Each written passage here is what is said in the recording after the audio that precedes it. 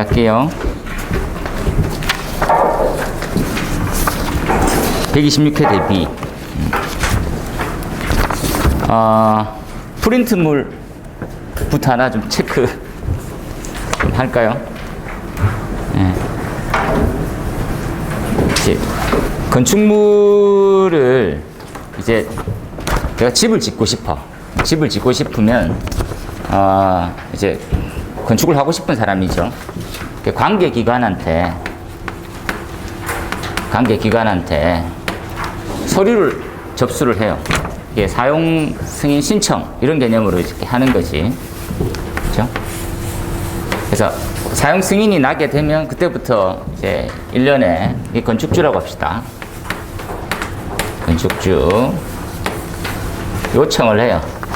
나 집 지어도 됩니까? 일정 규모 이상이면. 그렇죠? 이제 허가에 관련돼서 관계기관은 이제 우리가 말하는 시군구청정이죠. 그래서 구청에서 이 서류를 딱 받았는데 규모가 일정 이상이야. 그러면 각 유관기관한테 관련된 서류를 다 뿌려요. 얘 집 지어도 되겠어? 너네 확인해봐. 니네 부서들 다 확인해봐. 그러면 처음에 이렇게 나오는 형태가 건축 허가 등의 동의예요. 그죠? 그걸 어디 합니까? 소방서에 해요. 소방서에 동의를 요청해요. 동의. 봤었을 때 별 큰 문제가 없더라. 그러면 오케이. 동의를 갖다가 이제 요청을 응답해 주는 거지. 답 주면 야 너 지어도 되더라. 이렇게 되는 거지. 그럼 어떤 규모 이상이면 동의를 받습니까? 그 외에 이제 숙고하는 날짜 이런 것들이 있어요. 며칠 만에 줍니까? 라면 이제 5일이고 10일이거든요. 일반 건축물은 5일이고 특급 소방 대상물은 10일이에요. 10일. 이렇게. 그러니까 보완이 좀 필요한데 보완은 4일이. 4일은 보완. 관계기관에서 서류를 이렇게 보니까 빠졌어.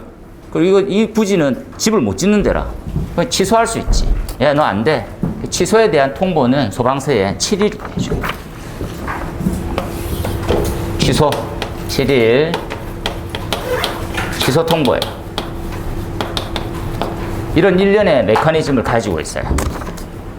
이해해서 보세요. 그러면 어떤 규모일 때 동의를 받습니까? 어떤 규모? 내가 집을 짓고자 하는 규모가 어느 정도 규모인지 그 규모가 추가가 됐어. 추가가 돼서 얘는 자주 나왔어요. 그래서 반드시 외워야 되는 것 중에 하나고 뭐가 추가됐는지 보자는 거지. 그렇죠? 간단하게만 봐놨어. 중요해. 어렵지 않고. 제일 처음에 6층이지, 6층. 프린트물 먼저 체크해 볼게요. 6층 한번 줄치고. 6층 이상이면, 그죠? 동의 대상물이에요. 건축 허가 등의 동의에 대한 대상물이 됩니다. 6층 옆에다가 비고에 당구장 표시하고. 6층은 화재 예방에 관련된 시설법 기준에 스프링클러 설치 대상이 됐어요. 이해해 놓으세요. 6층 이상이면 무조건 스프링클러 설치해야 돼. 그래서 6층은 여하고도 연관이 있구나 생각해 놓는 거지. 그죠? 연면적 400이에요. 얘는 뭐 이렇게 한번 생각해 봅시다. 4321이죠. 거기 관련되어 있는 거. 이게 400이네요. 일반 건물. 400 이상이면 이렇게 시작할 거예요. 그죠? 300이면, 200이면, 100이면 이렇게 돼 있어요. 그죠? 300은 뭡니까? 300은 거기 보니까 정장 이렇게 돼 있죠. 그죠? 예. 장애인 의료 재활시설인데 그걸 뺐네. 그죠? 예. 이렇게 써놓을게요. 정장하고, 지금 나와 있는 정신의료기관, 장애인 의료 재활시설 이렇게 들어갈 것입니다. 여기에 300이에요. 200은 노순의 노유자 수련. 면적의 첫 번째 오른쪽 비고 부분 보고 있습니다. 우리 100이네요. 100은 뭡니까? 그럼 학교. 150도 있더라는 거지. 200부터 가볼까? 200. 200하고 연관된 것들이 있어요. 또 뭐가 있습니까? 그 밑에 보면 차고 주차장. 주차에 관련되어 있는 것들은 이자하고 연관이 많이 돼. 이렇게 생각해서 차고 주차장. 차고 주차장. 보니까 바닥 면적 200. 되겠습니까? 이렇게. 그 밑에 승강기를 이용한 기계장치에 대한 주차기. 그죠? 우리가 말하는 타워식 주차기. 20대. 이건 기계식이면 20대. 20대 이렇게. 완벽하게 외우면 제일 좋겠지만, 안 되면 그거를 떠올려갖고 쓰면 점수가 나와. 관리사 시험은 다르죠. 관리사 거의 완벽하게 안 쓰면 점수 안 줄 때가 많아요. 잘 치는 사람 너무 많아가지고. 150이 있네. 150. 지하층 무창층입니다. 지하 무창층 체크해 놓으세요. 그 지하 무창층 보이죠? 예. 근데 지하층 무창층에 공연장이 있어. 그럼 100이란 말이지. 그죠? 예. 공연장 있으면 100. 여기까지 이제 끝났지. 별거 아니죠? 네. 4, 3, 2, 1. 이게 이제 연면적 400 이상이면 무조건 허가 동의 대상. 그죠? 예. 정신의료기관, 장애인 의료재활시설. 여기 과거 장애인들 여기는 의료만 돼 있는데. 빠졌어요. 아, 빠지고. 빠졌어요. 내가 얘기했잖아요. 장애인 쓰라고. 장애인 써놓으세요. 장애인 의료재활입니다. 미안합니다. 이거 뺐지? 장애인 의료재활. 예. 칼로 하고, 이거 딱 써놓으세요. 장애인 의료재활이에요. 만약에 의료만 뭐 틀리는 거 아니죠? 틀립니다. 그래, 그렇네. 법에 적혀 있어요. 의료 이하 의료재활시설. 의료재활시설은 아니고. 그 됐죠? 그래서 장애인 들어갔어요.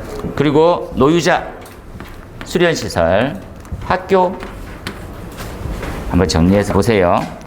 그 다음에 추가가 된 게 면적 상관없이 이 용도로 지으면 너 무조건 가. 거기 보면 항공기 경납고, 관망탑, 항공관제탑, 방송용 송수신탑, 요양병원, 그죠? 그리고 노인주거복지, 아동복지시설, 결핵환자. 이걸 다 외웁니까? 다 외워. 너무 신기하지 않습니까? 이런 것들은 그냥 조그만 시간이 지나면 거저 먹는 거예요. 준비는 하고 있어야지. 또 법도 바뀌었겠다. 지금 바짝 외워내. 내년 첫 시험에 나옵니다. 120개 나온댔는데도 불구하고 암기 안 하면 안 되지. 뭐가 추가됐습니까? 거기에 진한 글씨로 줄쳐져 있죠. 조산원 산후조리원이 방염에도 추가되고 건축허가 등의 동의 대상에도 추가됐어요. 줄쳐놓으세요. 조산원 산후조리원. 그리고 건축허가 등의 동의 대상에서는 전기저장시설이 추가가 됐어요. 그 새놈이 추가가 됐습니다. 새놈. 발전시설 중 전기저장시설. 우리가 지금 흔히 공부할 때 ESS라고 얘기하는 얘가 허가 등의 동의 대상물이 됐어요. 참고해서 봐놓으세요. 조산원 산후조리원도 원래 중요하지만 우리 쪽에서 특히나 전기저장시설 불이 많이 났었거든. ESS 불 많이 났었거든. 그래서 추가로 들어왔습니다. 그래서 요 덩어리 묶어서 암기법을 짜도 좋고 자주 써도 좋고 100% 못 외우더라도 최대한 쓸 수 있게. 그래서 쓴 만큼 줘요. 쓴 만큼. 못 쓴 만큼 감점 받는다 생각하면 되지. 그죠? 그래서 이런 것들은 오늘 요 4개죠. 4개. 3개. 원래 방해 문제가 빠졌는데 3개는 못 외우면 집에 못 가는 걸로. 보통 하루에는 꼭 3개는 알고 가자 이런 거 있잖아요. 그럼 딱 좋겠다는 거지. 더 중요한 게 그 밑에 나왔어. 참고로 성능 위주 있는 설계 대상에 지난번 시험에 인명안전기준이 나왔습니다. 인명안전기준은 좀 쉬우면서 자주 나오거든요. 근데 지금 성능 위주 설계 대상이 시험에 이제 싹 다 바뀌었습니다. 지금 원래 이제 기존에 우리가 좀 특이한 형태의 구조였던 게 뭡니까 하면 독특한 놈이 하나 들어가 있었어요. 이렇게 한번 이해합시다. 지금 이제 과거에는 어떻게 했습니까 하면 30층 이상이지. 30층 이상인데 지하층이 포함되어 있었어요. 이렇게 첫 번째. 그리고 30층 이상인데도 불구하고 높이는 100m예요. 100m 이상. 그래서 우리는 층수, 높이 이렇게 외웠었거든요. 층수, 높이. 근데 30층인데 100m라. 신기하잖아. 어디에도 보지 못한 특이한 형태지. 30층 이상, 지하층 포함해서 30층 이상. 여기서 이제 아파트가 제외됐어요. 성능 위주입니다. 성능 위주. 그 밑에 있는 거. 근데 이게 기존. 지금 우리 프린트물 나눠준 것은 개정. 기존 외우고 있는 사람들은 그냥, 그랬지. 다시 이걸 수정해야 되지. 이렇게 생각하라고. 두 번째. 연면적이 20만이었어. 여기도 아파트는 제외됐지. 왜? 아파트는 사람이 잘 안 죽거든. 그죠? 죽어봐야 뭐 두세 명이지 뭐. 늘 죽는데 제외했다니까. 정말 좋은 법이죠. 아파트는 괜찮아, 사람 죽어도 괜찮아, 이런 식이라. 뜯어 고쳐야 되는데. 세 번째 뭡니까? 연면적 3만 이상으로 철도, 도시철도, 공항, 이렇게 했었어요. 네 번째가 영화관이 멀티플렉스 10개 이상이죠. 10개관 이상 있는. 이랬었어. 그죠? 여기 정체가 좀 애매하죠. 거기서 났지. 건축의 산정은 곱하기 4를 합니다. 곱하기 4. 그러니까 메타가 나와. 120m 돼야 될 거 아니야, 그죠? 근데 뜬금없이 100m. 통틀어도 아무 데도 없는데 성능 유지에 딱 들어있는 거지. 독보적으로. 특이한 거 이거 절대 까먹지 마세요. 어떻게 생겼습니까? 이렇게. 이게 그라운드 지면이에요. 지하 27층까지 팠어. 지상이 3층이네. 성능 유지 대상인 거 아닙니까? 일반 건물인데. 대상이라니까. 27층. 곧 나올 거지. 곧 3층. 예. 요즘에는 7층 우습습니다. 지하 7층이 요즘에는 자연스럽게 나와요. 왜냐면 어떻게 그렇게 깊이 팔지? 7층이면 계단을 타고 우리 전에 한번 농담삼아 얘기했는데 지하층에서 지상까지 올 수 있는 골든타임은 우리가 6분 30초입니다. 6분 30초. 이게 이제 우리 공용으로 쓸 수 있는 형태가 없거든요. 무슨 말입니까? 이해해보세요. 피난용 승강기는 지하층을 기준으로 설치하지 않아요. 피난용 승강기. 원래 승강기는 이게 그냥 재미삼아 들으세요. 승강기는 피난용으로 씁니까? 못 써. 승강기는 피난용 절대 쓰면 안 돼.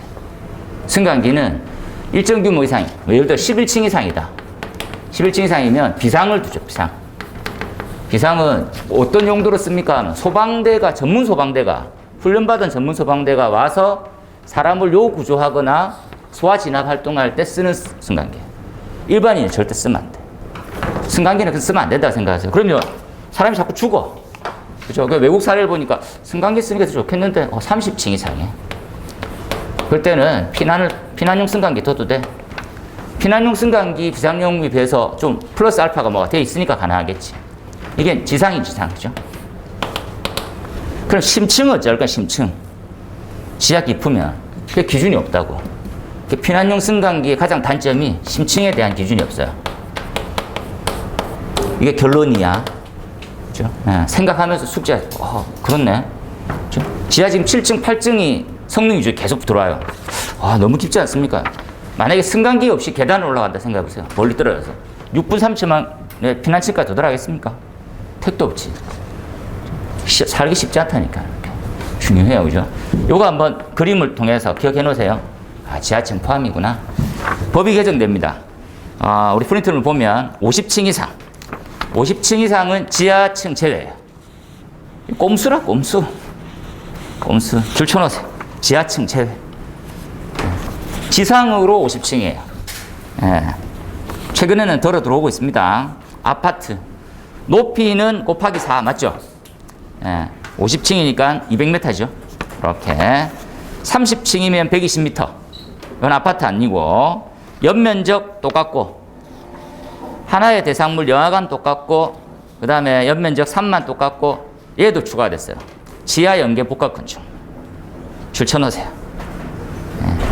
초고층 재난관리법에 따라서 지하 연계 복합 건축물. 요거 좀 외우기 힘들겠죠. 층수가 11층 이상이거나 일일 수용 인원 5,000명 이상의 건축물로 지하층이 지하 역사 또는 지하 상가 연결되어 있는 건축물. 그리고 건물 안에서 위험도가 좀 높을 거라고 예상되는 시설들, 문화집회, 판매, 운수, 업무, 숙박, 위락, 그죠? 위락 중에서 유원시설업 시설, 그리고 대통령이 정하는 종합병원, 요양병원 들어와 있으면 성능유지 설계 대상이 됐습니다. 성능유지 범위가 많이 확대된 거예요.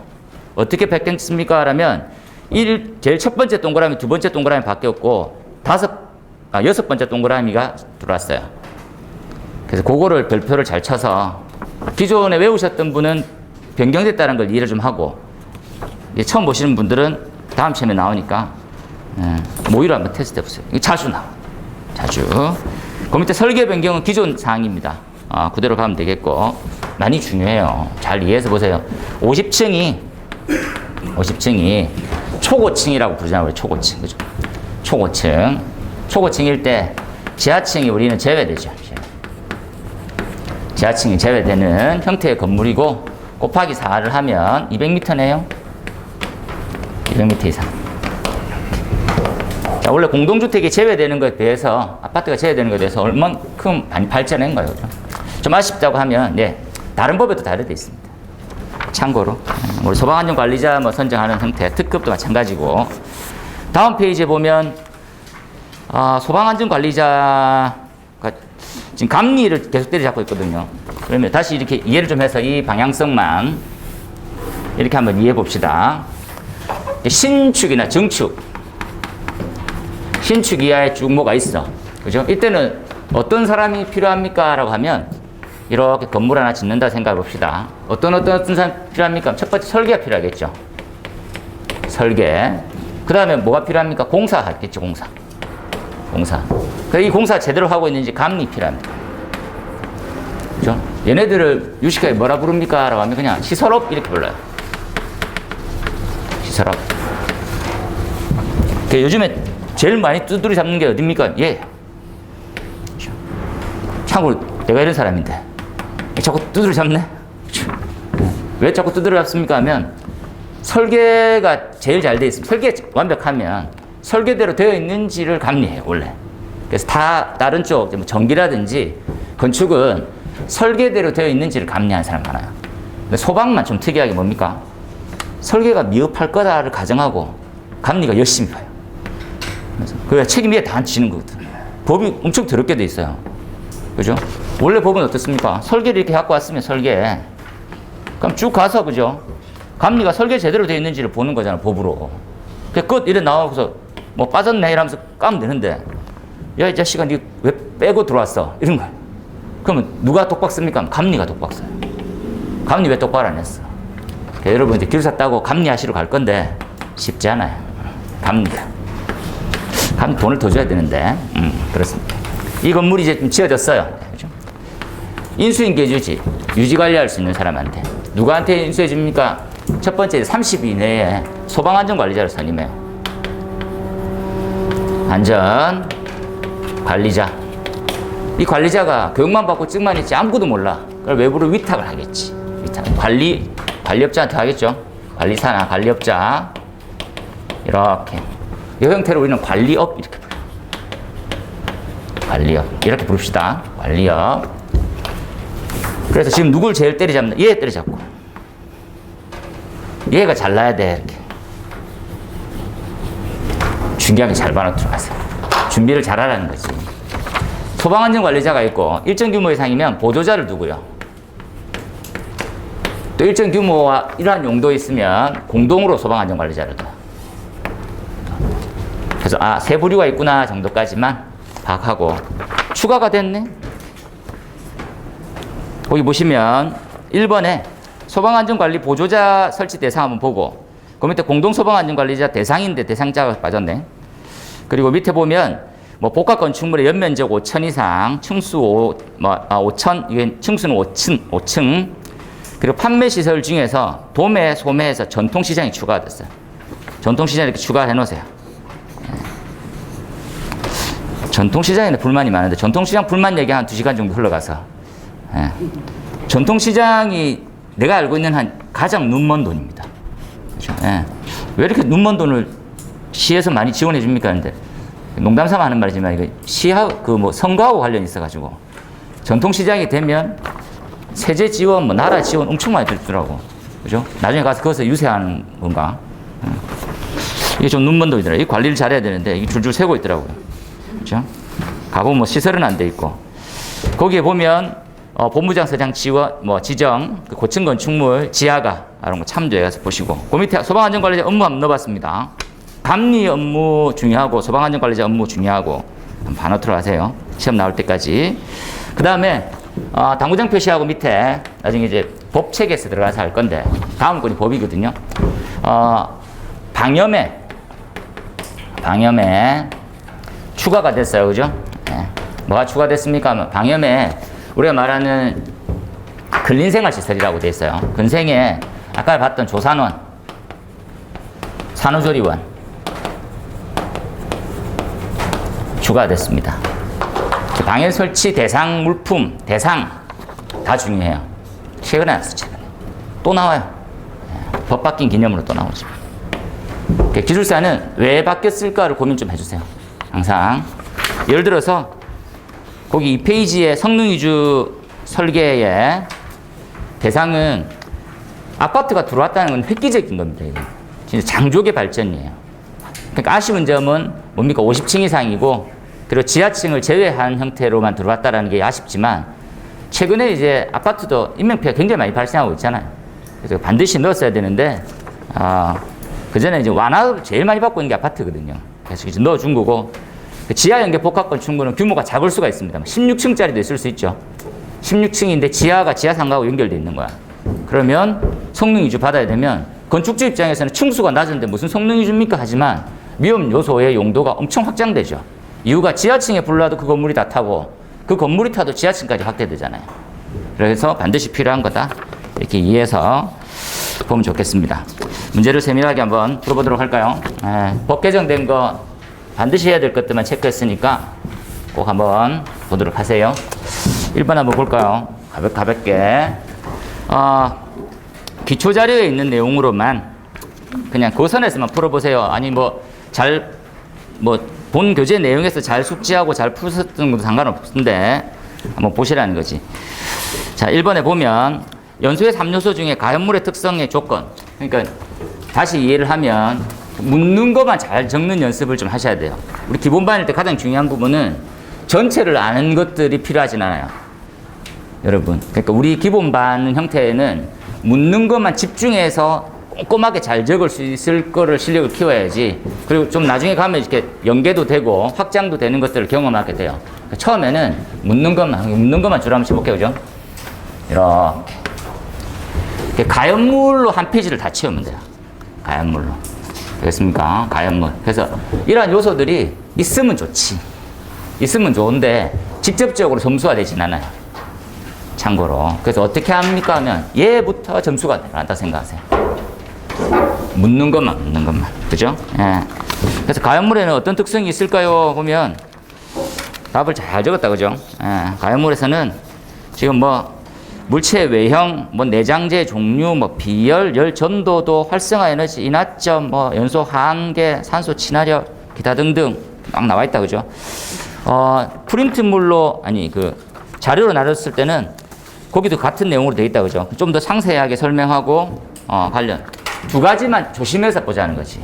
나머지는 다 낮으면, 그죠? 다 크면 좋죠. 크면 좋은데, 주의할 점. 작으면 좋은 것들이 두 가지가 있어요, 작으면 중요한 것들이 뭐였습니까? 하면, 이건 해석의 형태로도 좀 더 잘 하셔야 돼요. 열 전도도시. 열 전도도, 또는 열 전도율, K라고 하는 부분인데, 얘는, 원래 있는 우리 열 유속을 통해서 그러니까 열 전달에 관련되어 있는 공식으로 갖고 올 수 있겠다. 그죠? 이렇게도 갖고 올 수 있고, 우리가 말하는 이렇게.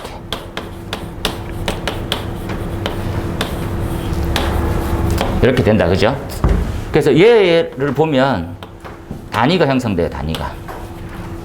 잠시 보시면 얘 단위는 킬로와트 퍼 메타 제곱이거든요. 단위를 한번 적어볼까요? 단위. 얘는 미터. 얘는 온도 차기 때문에 도시.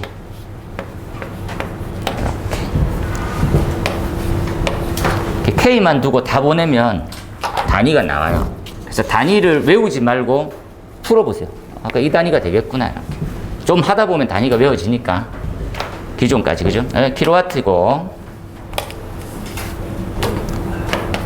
킬로와트 메타 제곱에, 요거 땡땡 메타 제곱이라는 말이에요. 나중에 한번 더 설명할 겁니다. 그리고 미터 가네요. 미터. 도시 보낼게요. 도시. 얘가 K입니다. 이렇게. 날릴게요. 이게 단위네. 그죠? 킬로와트 미터 도시. 열 전도도 단위입니다. 꼼꼼하게 한번 써보세요. 열 전도도는 작을수록 연계해서 써볼게요. 열의 축척이 용이해져요. 열 축척이 용이해지고, 그리고 발화점 이상으로 올라가게 돼서 불이 나는 거지.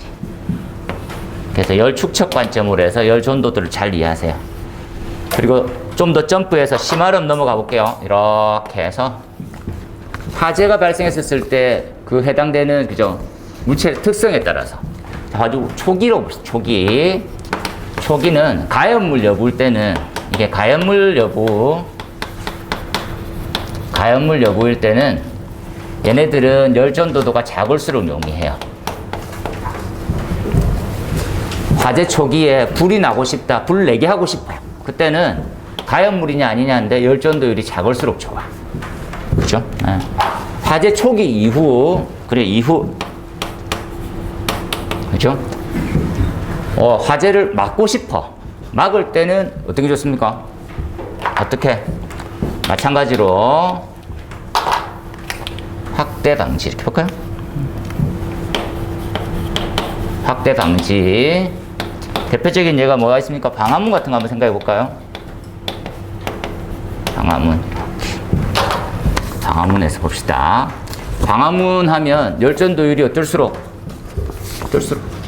어떤 게 좋겠습니까? 방화문이면 이면의 온도가 어떻게 됐으면 좋겠어? 아예 완전한 차단이 좋겠죠. 열전도가 어떻게 되는 놈이 좋겠어요? 안 되는 놈이 좋겠어요? 엄청 안 되는 놈이 좋겠지. 잘 생각해 놓으세요. 다 막아주는 게 좋아.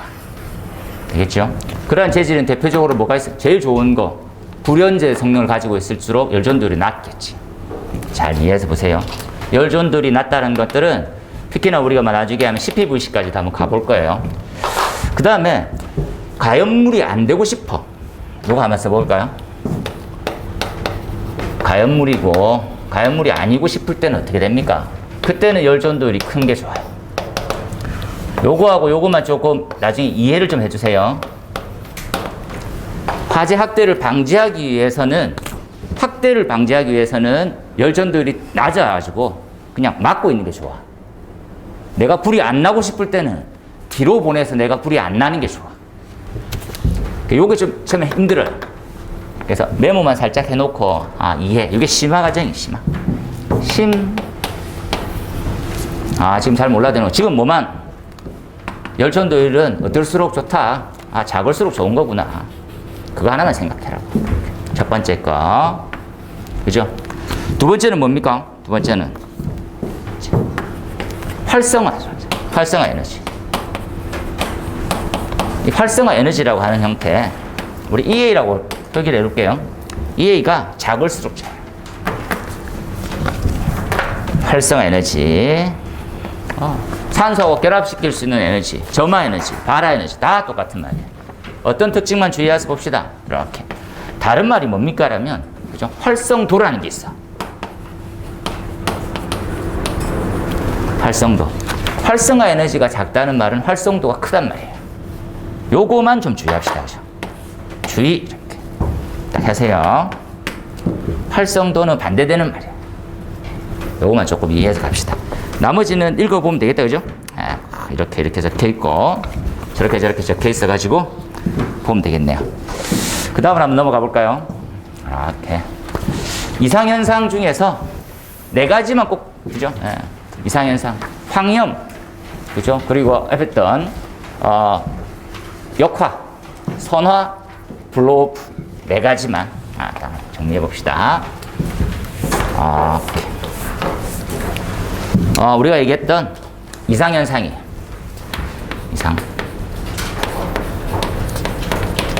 우리가 이제 소방을 배울 때 이 용어가 많이 헷갈리고 어려워요. 그죠? 첫 번째가 뭡니까? 하면 정상, 비정상이 있고. 그죠?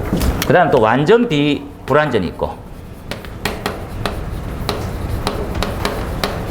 헷갈려.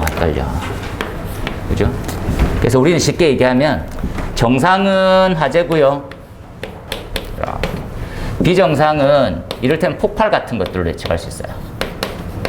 폭발, 아니 화재스럽지 않은 뭐 이런 거 있잖아요.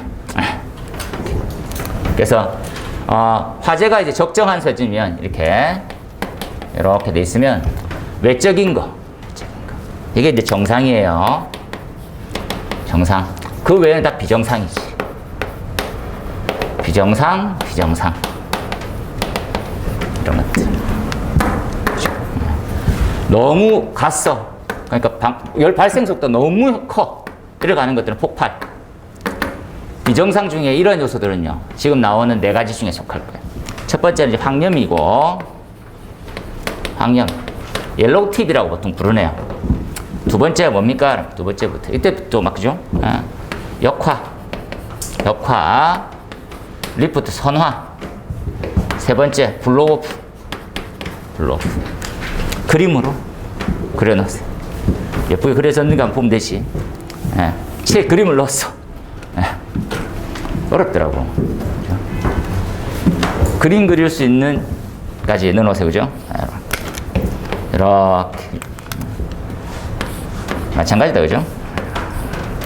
떴네. 그죠? 난리네. 원래 이 블로우프는 가스 쪽 가면 좀 다른 말로도 쓰긴 합니다. 같은 용어인데. 이 정도 썼냐? 이런 것들 보는 거지. 그죠? 원인에 대해서 잘 나와 있네요. 그죠? 그래서 참고해서 한번 보시면 되겠습니다. 다시.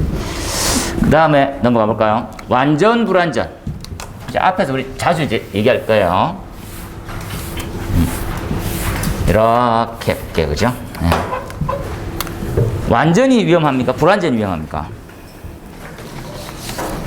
완전히 위험합니까? 불완전히 위험합니까? 대답 안 하는 사람 제일 위험하지. 완전히 위험합니까? 불완전히 위험합니까? 불완전히 위험합니까? 둘 다 위험하지. 진짜 둘 다 위험하지. 완전은 왜 위험할까요? 완전할 때 불꽃과 열 방출률이 제일 크게 나요.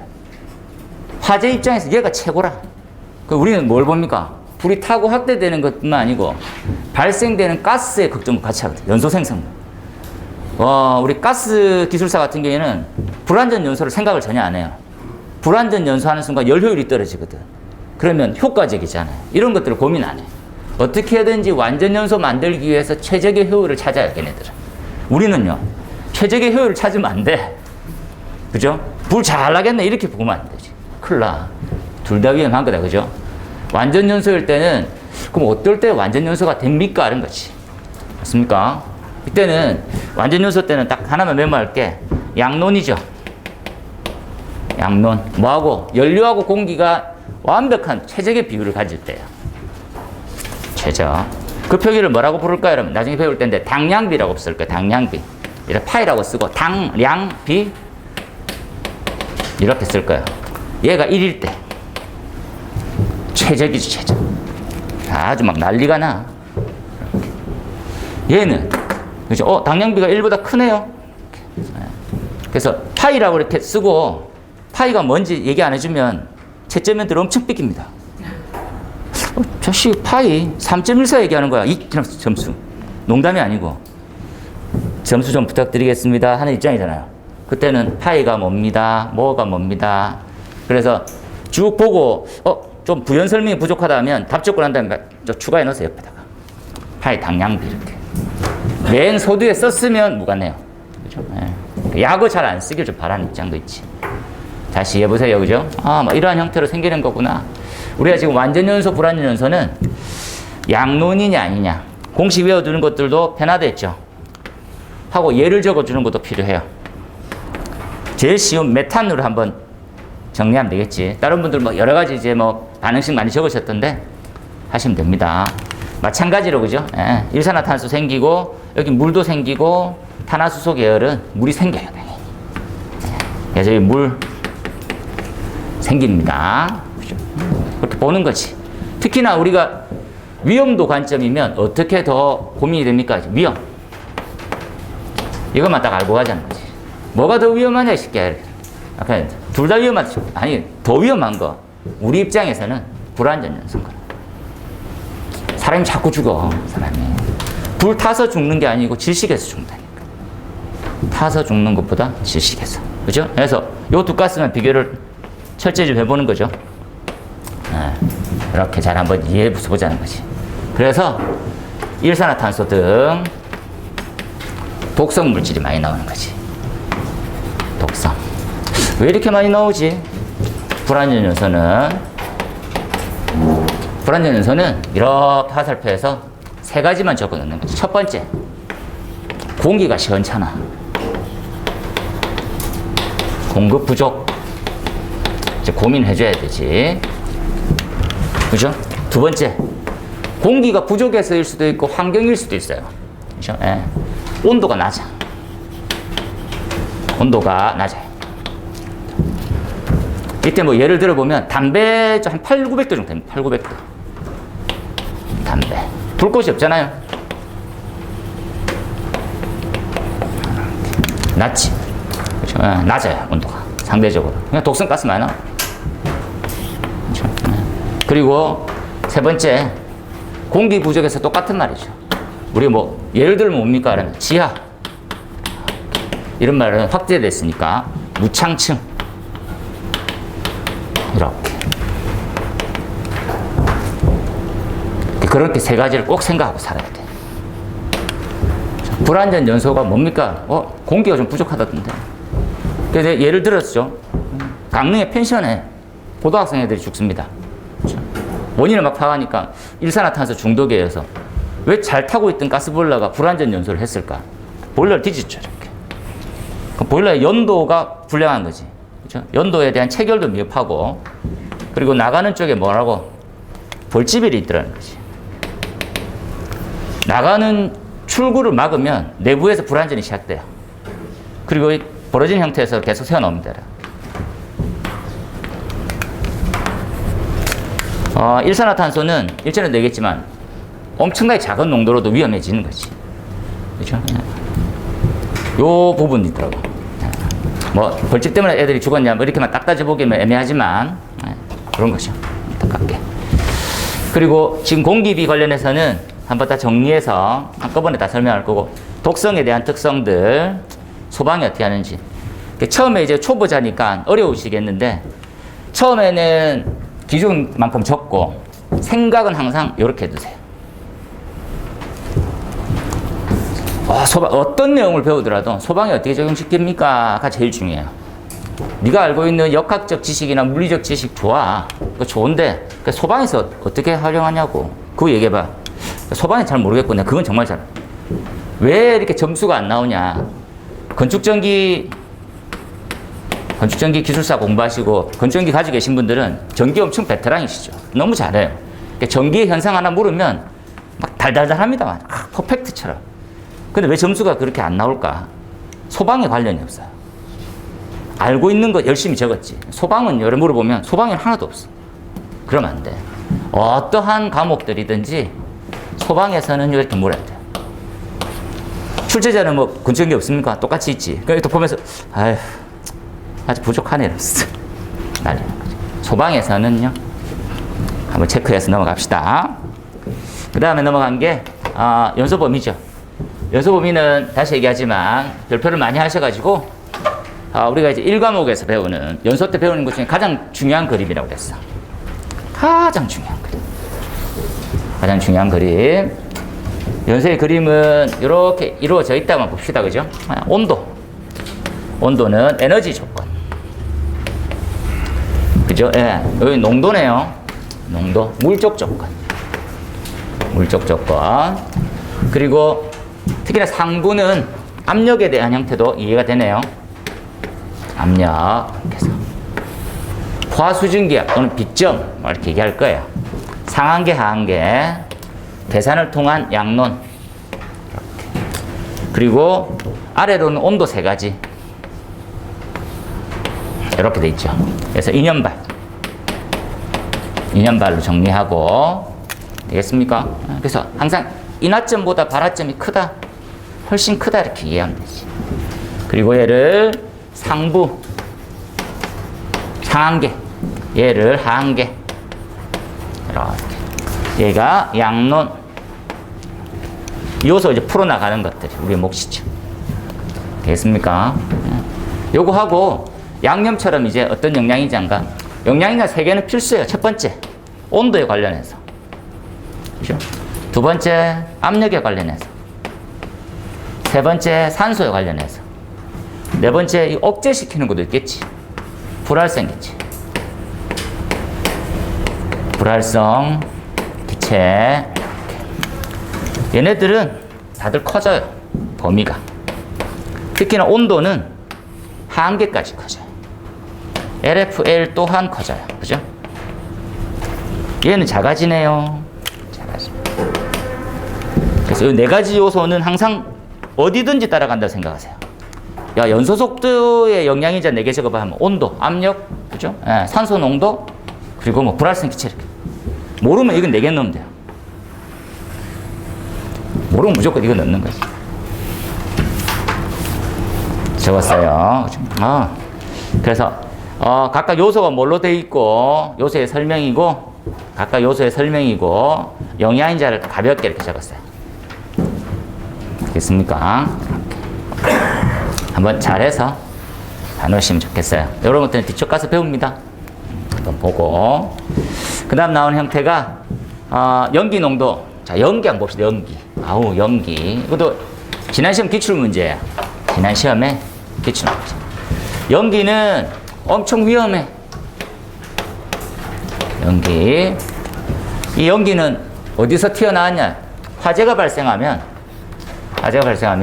가연물 화재 발생하면 막 물질이 생성되죠. 이렇게 연소 생성물이에요. 뭐가 나오냐? 열 나오겠지. 화염 나오겠지. 가스 나오는데 그 중에 단연 연기가 독보적이에요. 위험해. 그죠? 유독가스가 많고. 그죠? 더 위험한 건 뭡니까? 라면 독성화도 위험하지만 뭐도 위험한 거? 이렇게 할게요. 생리적 위험이 있고요. 피난에 관련해서 피난 안정성을 줘야 되는 위험도 있더라는 거지. 한번 고민해 주세요. 생리적 위험은 우리가 말하는 연소 가스류 해서 막 정리해서 갈 거야. 피난 안정성이 떨어지네. 피난 안정성. 피난 안정성을 정리하기 위해서는 어떻게 하면 좋겠습니까? 빛이 얼만큼. 자, 연기는 얼만큼 많으냐를 뭐로 따질 겁니까? 농도로 따질 거예요. 농도로 해서 빛이 얼만큼 줄어드는지. 빛의 감소. 이렇게 해서 정리해 볼 거예요. 농도가 올라가면 빛은 감소되지. 됐습니까? 얘를 어떻게 발견하면 좋겠냐? 감광계수법이라는 게 있어요. 감광계수법. 감광계수법을 한번 정리할 거예요. 감광계수법은 감광계수라고 하는 놈을 CS 그리고 이제 가시거리라고 하는 것들을 L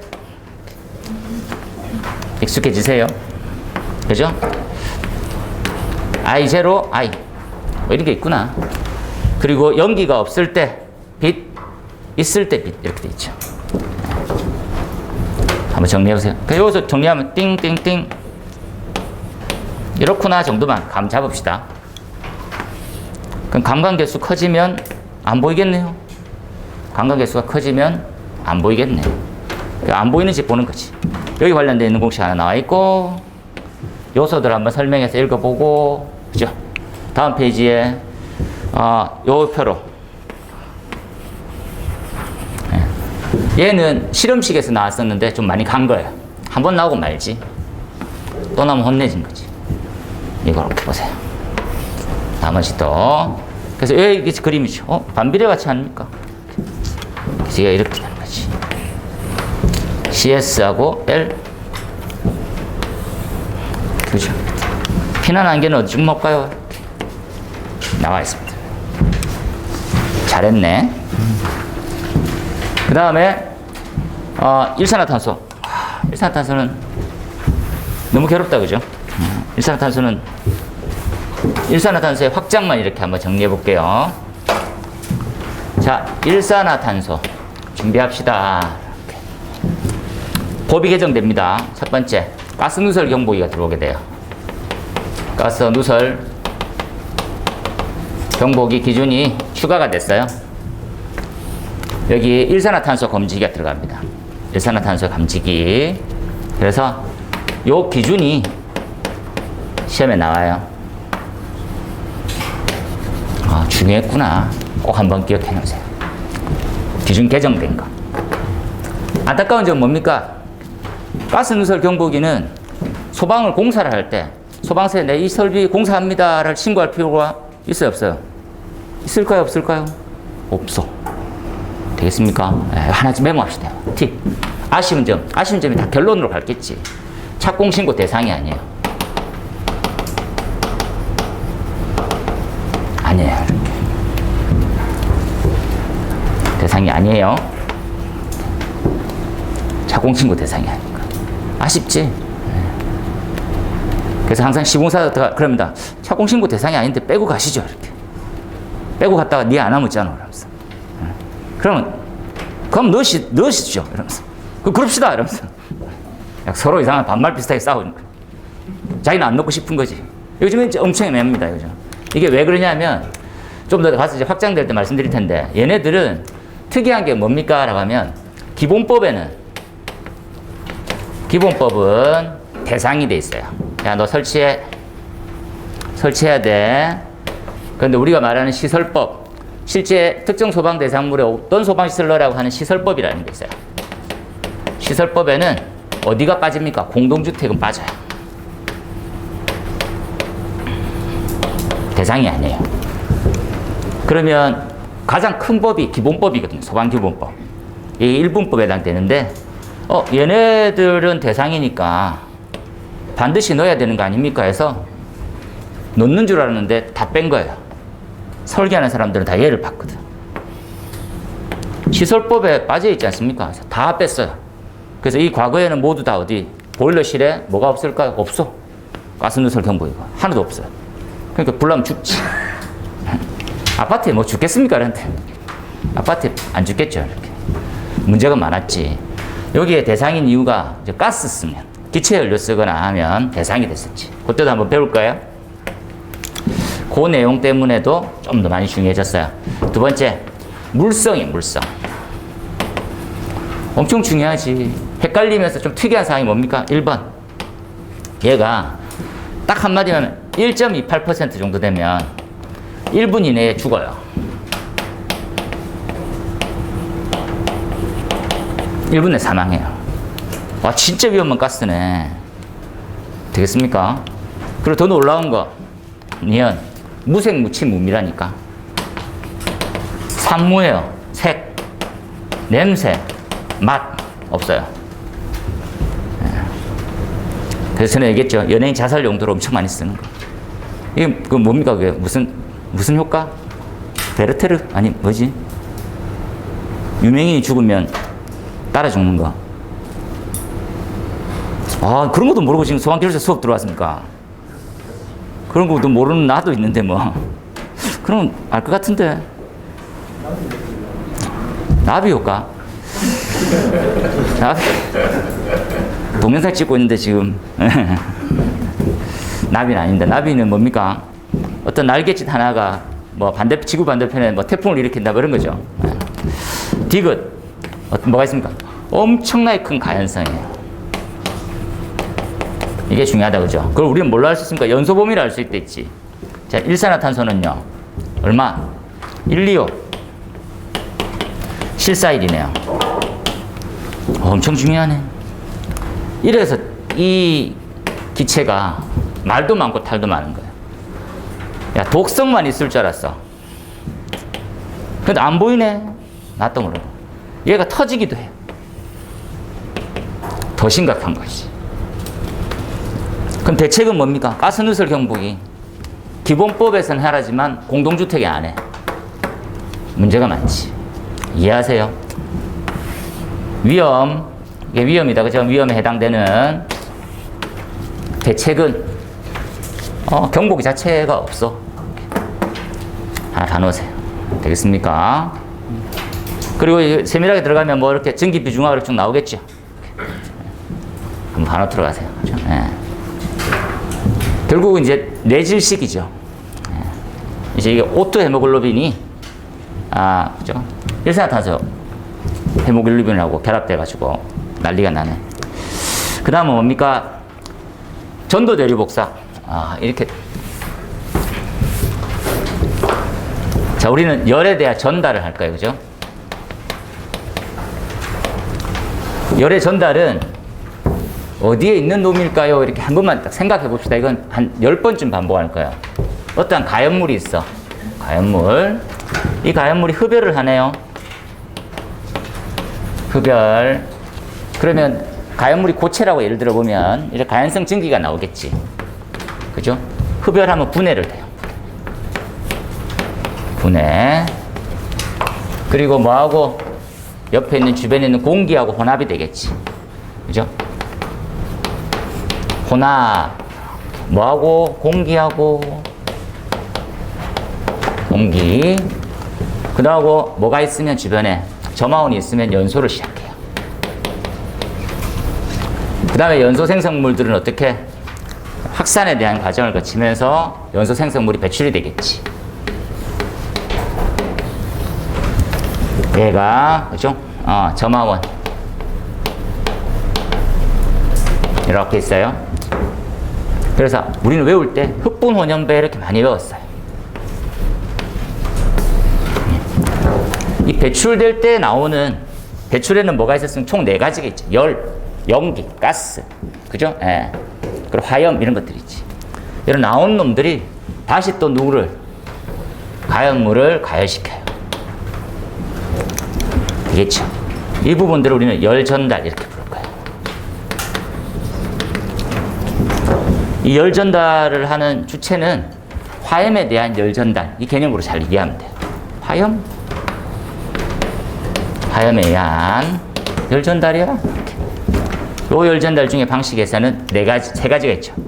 전도, 대륙, 복사. 봅시다. 공식 잘 알아놔야 돼. 공식. 지금 가볍게 이렇게 한번 쓸 건데 잘 알아야 돼요. 그렇죠? 네. 특히나 저는 복사를 좀 특히 좋아합니다. 복사를 좋아하는 이유가 복사 때문에 플래시오버가 일어나요. 복사를 특히나 좋아해요. 화재 초기, 확대, 플래시오버 이 3가지만 생각하면 되지. 봅시다. 초기에 발화의 관점. 불나는 거, 이제 시작되는 거. 전도가 좌지우지예요. 그죠? 네. 대류, 열기류가 흘러가는 거지. 초기 이후 이렇게 보시면 됩니다. 그죠? 네. 이때 떠올려야 되는 건 뭡니까? 감지기라든지 헤드는 다들 대류 때문에 맞아요. 그렇게 딱 떠올리면 되고 복사는 딱 한마디로 플래시오버. 하나만 더 합시다. 뭡니까? 원거리 발화. 원거리 발화. 멀리 떨어져 있는 거 발화할 때. 원거리. 요렇게 하면 딱 기억하면 돼요. 그래서 이 형태를 연소의 메커니즘이라 부르고요. 이렇게. 그리고 어떻게 해서 또다시 전파가 되는 건지 한번 생각해 봅시다. 그죠? 주변의 가연물을 또 가열시키고. 이 틀만. 그리고 공식은 조금 늦더라도 따라오면 돼요. 뭐가 주냐? 또 주지. 그 내용이 딱 들어와 있으면 좋겠어요. 지금 나와 있는 전도, 그렇다. 소방이 어디 적용시키느냐, 이렇게. 기본적으로. 점화에 관련돼 있는 거. 우리 소방이 좀 막는 입장이니까 방화문. 그죠? 그리고 또 헤드에 C가 값이 있어요, C값. 헤드의 특성이. 전도열 전달계수라고 해서. 이런 거. 그 다음 대류 볼까요? 대류. 대류는 감지기하고 헤드. 잘 나와 있네요. 복사는 뭡니까? 복사는. 그죠? 플래시오버. 가장 중요한 거지. 플래시오버가 제일 중요해요. 복사열 때문에 플래시오버 발생합니다. 잊지 마세요. 한번 보고. 그 다음 8번. 자연발화. 자연발화는 어디서 이 내용의 형태를 가져올까요?를 보면 이렇게 한번 이해해 봅시다. 앞에서 대충 설명했던 여기잖아요, 여기. 어떤 특징이 있었어요? 외부의 인하, 외부의 점화원, 점화원이 요 두 온도에서는 있고요. 여기는 없댔어요. 외부 점화원이 없이도 열이 생성되고 그 열이 쌓여서 불이 나요. 그걸 갖다 유식하게 뭐라고? 자연발화 이렇게 부를 거예요. 자연발화. 자연발화. 그럼 여기서는 축척. 그죠? 축척. 어떻게 하면 축척됩니까? 열 전도율은 낮을수록 작을수록 길이의 이동은 없을수록 어떤 물질일수록 얇은 물질일수록 쉽게 축척된대요. 발생은요. 온도가 많이 발생할수록 높은 온도가 발생할수록 발열량이 클수록 같은 말이죠. 수분은 높을수록보다는 적당량, 촉매 역할을 한대요. 수분은 표면적은 클수록 산소하고 결합되는 게 많구나 이렇게 생각해서 요건 이렇게 외우세요. 전공축에 온열, 수, 표, 촉 이렇게 해서 암기를 시켜요. 자연발화는 전공축에 온열, 수, 표, 촉 딱 해놓으세요. 그죠? 자연발화의 특징은 내부에서 발생해요. 내부에서 발생한다. 자연적으로 생기는 거구나. 잘 한번 이해해서 보면 되겠고, 나머지는 한번 읽고요. 환기지배, 연료지배이네요. 이거는 오늘도 간단하게 한번 볼 텐데, 화재가 이렇게 건축물에서 생성될 거예요. 그림 같은 그림입니다. 그죠? 얘네들은 이제 기본 화재라고 부르고, 얘는 실제 이렇게 화재가 발생될 수도 있을 거예요. 곡선입니다. 곡선.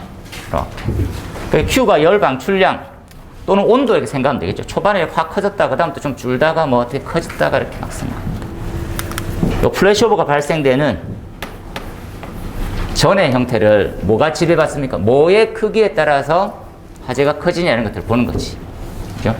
여기는 초기에 뭐가 많습니까? 공기가 많아요. 자, 큰 거 공기가 많네요. 플래시오버 이후에는 그죠? 뭐가 많습니까? 연료가 많아요. 연료가 많아요. 그래서 뭐의 지배를 받습니까? 지배. 연료의 지배를 받아요. 연료가 좀 많이 탈수록, 빨리빨리 탈수록 화재는 커지는 거지.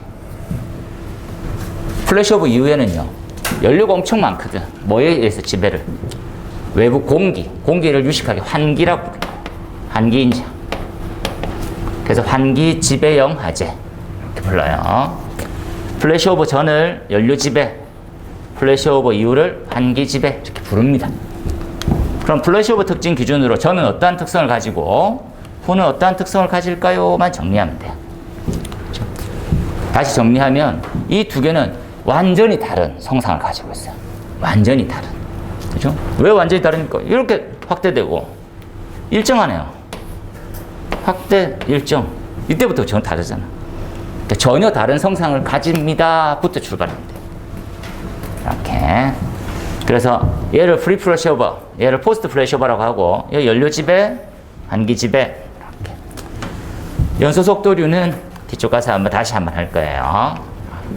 특징이 어디다 많이 생깁니까? 라고 하는 특징들이 있네요. 그죠? 그리고 어떤 구조고, 뭐에 대한 주안점. 요거만 간단하게 요거 하나만 기억해 봅시다. 뭐만? 플래시오버 전일 때 우리는 제일 주된 목적은 뭡니까? 어떤 목적이 제일 중요해요? 몰랐어. 플래시오버 전까지. 어떻게 제일 중요해요? 피난이 제일 중요해. 이게 제일 중요해. 사람 다 탈출했어. 그 다음 뭐가 중요해요? 뭐가 중요합니까? 다른 데로 확대. 그렇지. 확대 방지가 중요하지. 그걸 방화라고 부를 거야. 이걸 제일 머리에 딱 넣을 거야. 알겠습니까? 또 하나 더 목적은 플래시오버 전에 화재 초기에는요. 불이 안 나는 게 제일 중요해. 그 불이 안 났으면 좋겠는 것들도 방화라 불러요.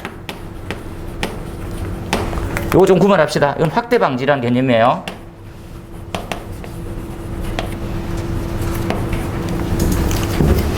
되겠죠? 플래시오버 나와가지고 사람 다 죽었어. 이제 죽었어. 이제 끝났어. 그럼 이제 집을 살리는 거지. 됐습니까? 또 뭐가 중요합니까? 내화가 중요해요. 내화. 내화의 가장 큰 틀은 뭡니까? 재사용이.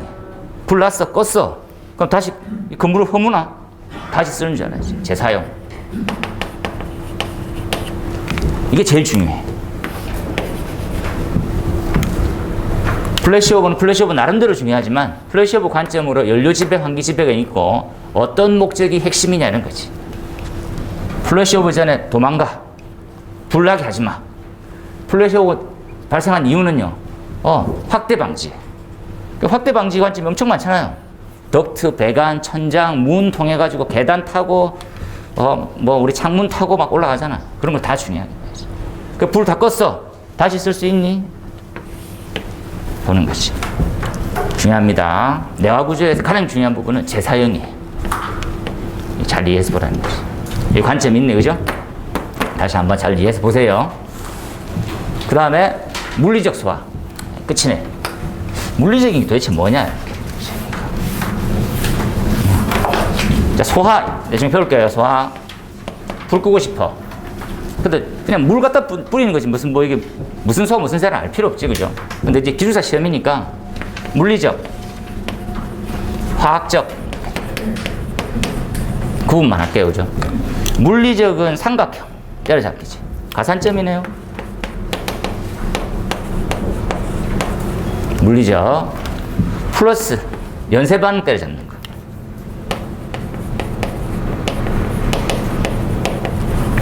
공부 처음 할 때 중요한 거 연쇄 반응하고 같은 말은 무슨 말입니까? 그러면 화염, 화염, 또 뭐 불꽃 이렇게 꼭 생각하세요. 같이 갖고 와서 같이. 연쇄 반응이 생겼단 말은 뭐 화염이 있단 말이고 연쇄 반응이 있단 말은 불꽃이 있다는 말이구나. 그러면 이 화염이나 불꽃이 있는 걸 뭘로 끄면 좋겠냐는 거지. 그죠? 그러다 우리는 뭐 억제라고 부르죠. 억제. 좀 더 들어가면 부총매 효과. 이렇게 부를 거야. 그럼 각각 이따 가연물은 뭐 제거, 그죠? 산소는 실식, 점화 에너지는 냉각. 처음에 이렇게 적어줘도 돼. 이건 이쁜 틀을 꾸민 거고 너무 깊이 이렇게 들어갔지. 언젠가는 도달하겠잖아. 지금은 이렇게 해서 머리에 딱 넣어놔져 있어야 되죠. 그걸 풀어나가면 돼요. 풀어나가면. 부두를 이렇게 써가지고. 우리가 쓰는 연습을 안 하면 못 따라오지. 잘 안 돼요.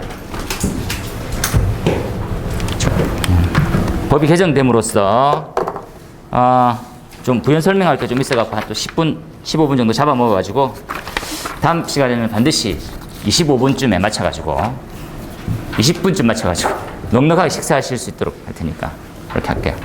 처음은 천천히 해 나간다 생각하시고 보시고 이로써 모의고사 1회 그렇죠. 우리 기초과정일 때 관련해서는 풀이를 마치도록 하겠습니다. 좀 쉬었다가 식사하시고 좀 뵙도록 할게요. 고생했습니다.